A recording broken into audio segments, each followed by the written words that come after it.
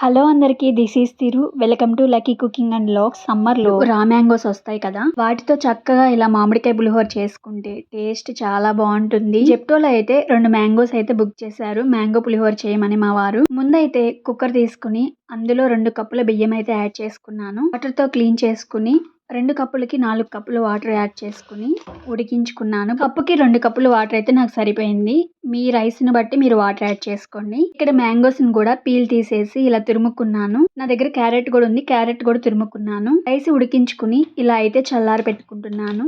తవాన్ చేసుకుని తాలింపు కోసం కడాయి అయితే పెట్టుకున్నాను. కొంచెం అంత ఆయిల్ ఎక్కువగానే పడుతుంది. ఆయిల్ యాడ్ చేసుకుని పచ్చిపప్పు, మినపప్పు, పెసరపప్పు, జీలకర్ర, ఆవాలు, కొన్ని జీడిపప్పు కూడా యాడ్ చేసుకున్నాను. వీటన్నిటిని చక్కగా ఫ్రై చేసుకోవాలి తిప్పుకుంటూ, మాడిపోకూడదు తాలింపు అయితే. 2 పచ్చిమిర్చి తీసుకుని 2 బద్దలుగా కట్ చేసుకుని నూనెలో ఫ్రై చేసుకోవాలి.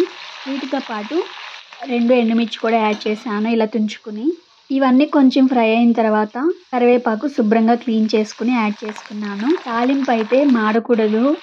ఐరన్ కడాయిలో తాలింపు పెడుతున్నాను కాబట్టి మంటను తగ్గించేసాను. హీట్ ఎక్కువగా ఉంటుంది కాబట్టి. ఇలా పచ్చిమిర్చి, జీడిపప్పు అన్నీ ఫ్రై అయిన తర్వాత 1 కప్పు బియ్యంకి 3/4 కప్పు మామిడికాయ తురుము అయితే తీసుకున్నాను. నేను 2 కప్పులు తీసుకున్నాను కాబట్టి రైస్, ఇక్కడ కప్పున్నర మ్యాంగో తురుము అయితే యాడ్ చేసుకుని ఆయిల్లో మొత్తం అంతా కలిసేలా తిప్పేసుకోవడమే. ఫ్లేమ్ అయితే లోలో ఉండాలి. లాస్ట్లో కొంచెం ఇంగువ యాడ్ చేసుకుని పసుపు కూడా యాడ్ చేసుకుని మొత్తం అంతా కలిసేలా తిప్పేసుకుని రెడీ చేసేసుకున్నాను.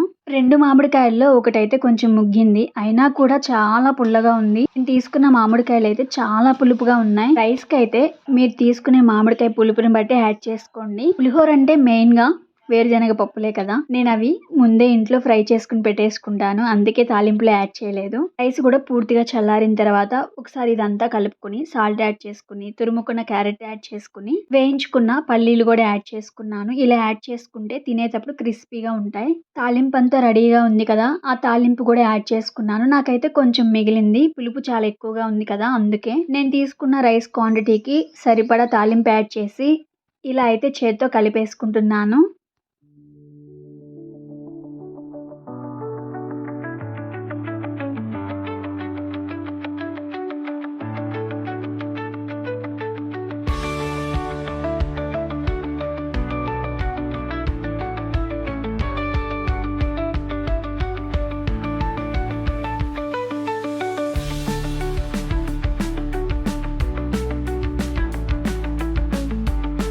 చూసారు కదా మామిడికాయ పులిహోర ఎలా చేశానో. చాలా సింపుల్ ప్రాసెస్, 10 నిమిషాల్లో అయిపోతుంది. సమ్మర్ స్టార్టింగ్ లో రా మ్యాంగోస్ ఎక్కువగా ఉంటాయి, మీరు ఒకసారి ట్రై చేయండి ఇదే ప్రాసెస్ లో. కొంచెం మిగిలింది కదా, ఇలా బాక్స్ లో తీసుకుని ఫ్రిడ్జ్ లో అయితే స్టోర్ చేసుకుంటాను. 3 or 4 days కి మళ్ళీ ఇలా కలిపేసుకుంటాను రైస్ లో. Thank you for watching.